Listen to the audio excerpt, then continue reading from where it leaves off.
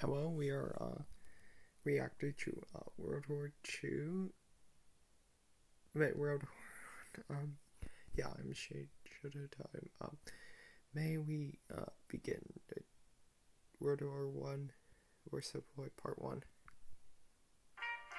The world of 1914, a time of modern technology, culture, and fashion.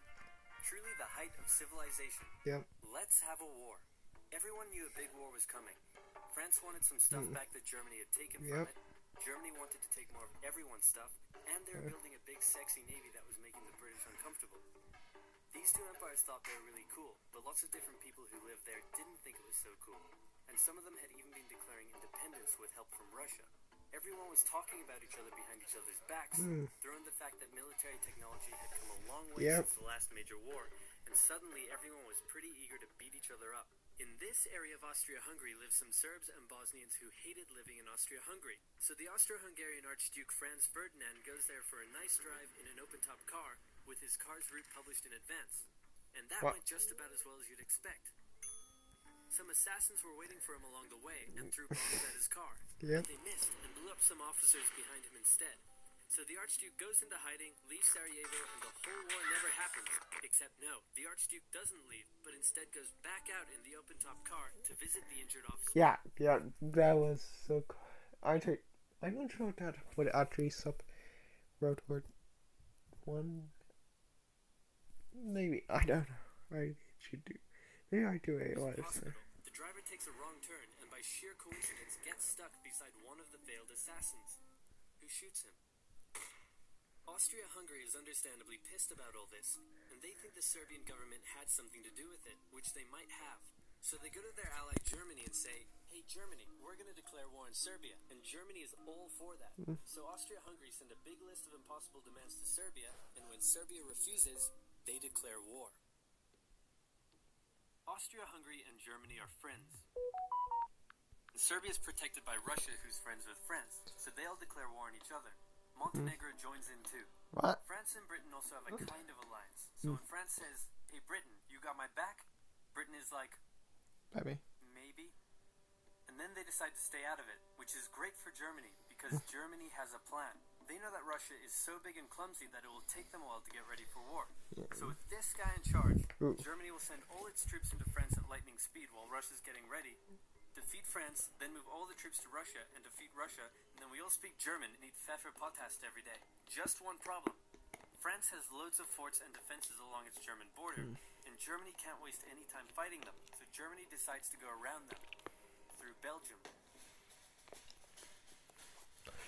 Belgium is neutral, but Germany wants to march 750,000 troops through it to get around France's defenses.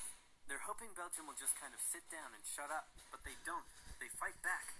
And they're pretty good too, so they slow the Germans down. What's worse is that Britain shows up, and they're pretty pissed that Germany's invading neutral countries. So now Britain declares war on Germany. So Germany push on through Belgium and commit some atrocities along the way. They also wear spikes and sometimes skulls on the uniform. So if you're trying to not look like the bad guys, good job. The Allies have a propaganda extravaganza, and this starts having an influence around the world, notably in America. The US President Woodrow Wilson sees himself as a bit of a Jesus figure, and spends most of the war trying to get everyone to just hug it out. But there's also a large population of ethnic Germans living in the United States, and when the war first broke out, they were like, "Yay, Germany!" But now that they're committing atrocities in Belgium, they're less enthusiastic. Let's play Spot the French Soldier. I think I could see it. See him? Easy, right? He's wearing a bright blue uniform with red trousers. And do you know who else spotted him easily too? The Germans. So when the French were slowly marching in columns through the countryside, the Germans easily tore them to shreds with their giant guns. All the nations involved in this war went in with an old-school war mentality, and all of them had to update their uniforms and tactics a lot during the Great War. Because this war was going to be like nothing anyone had ever seen before. Russia's ready for war, and way earlier than expected. Hey, Austria-Hungary, can you get on top of that? Oh yeah, sure, we've got this. Nope. So Germany has to send some troops back to the east to defend against the Russians. The chief of staff of the Austro-Hungarian army is this guy, and although he is handsome, he turns out not to be the best military strategist. Austria-Hungary constantly ignores Germany's advice, and then comes running back to Germany whenever they get in trouble. Austria-Hungary even gets its ass kicked by tiny Serbia, who repels all their invasion attempts at the start of the war. It's better news for Germany in the north, though, where they almost completely wipe out the Russian Second Army. Back on the Western Front, the Germans continue advancing and are in sight of Paris. At this point, anyone would be forgiven for thinking the Germans were going to get that quick victory after all. But then things start to go wrong. The French commander-in-chief knew something had to be done, and he ordered his armies to stop retreating. In the resulting battle, a gap opened up in the German lines. If a gap opens up, the enemy can use it to flank you from the side and behind. So the German armies have to retreat. The Allies launch a counterattack, so the Germans dig into defensive positions. The Allies do the same. Then both sides move north, trying to outflank each other along the way. When they reach the sea, they're in a stalemate with trench systems running the whole way from the coast to Switzerland, the beginning of trench warfare on the Western Front. Here's how trench warfare works. Two opposing lines of trenches with no man's land in between. One side would pummel the other with hundreds of thousands of artillery shells, sometimes for days at a time. This had a huge psychological effect on the soldiers, leaving many shell-shocked.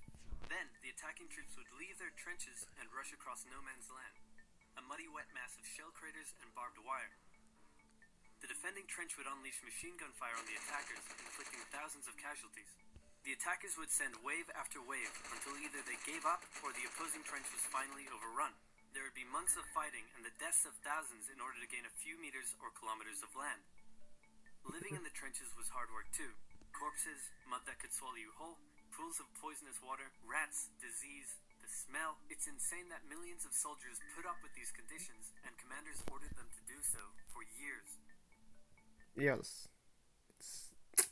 That's what they had to deal with in the World War. It's terrible.